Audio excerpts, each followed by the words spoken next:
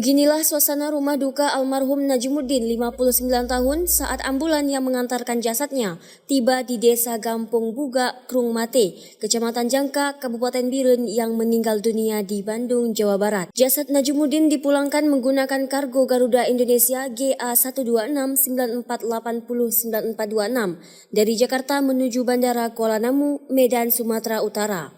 Jenazah dipulangkan oleh relawan Persaudaraan Aceh Seranto atau PAS setelah menerima surat permohonan pemulangan jenazah dari keluarga almarhum dan surat permohonan dari Ikatan Keluarga Kabupaten Biren IKKB yang ada di Jakarta.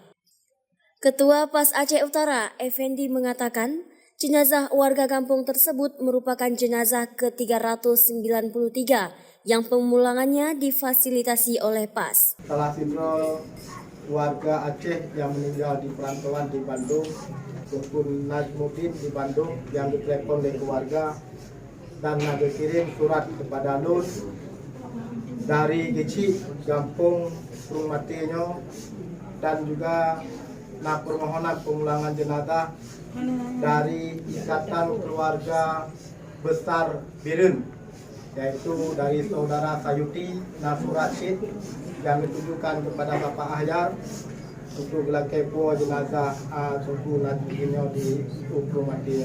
Dari Bargo Soekarno-Hatta sampai ke Aceh sampai ke rumah yang Bandung biaya ditanggung oleh Bapak Haji Ahyar Kamil.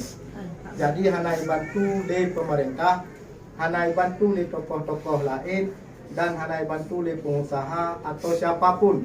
Jadi jenazahnya murni mulai dari Jakarta sampai ke rumah nyo biaya pribadi daripada Bapak Haji Ahyar Kamil selaku Ketua Umum Persaudaraan Aceh Seranto. Kesyik setempat dan keluarga almarhum mengucapkan rasa syukur dan berterima kasih kepada relawan PAS baik yang ada di Jakarta maupun yang ada di Aceh atas pemulangan jenazah warganya.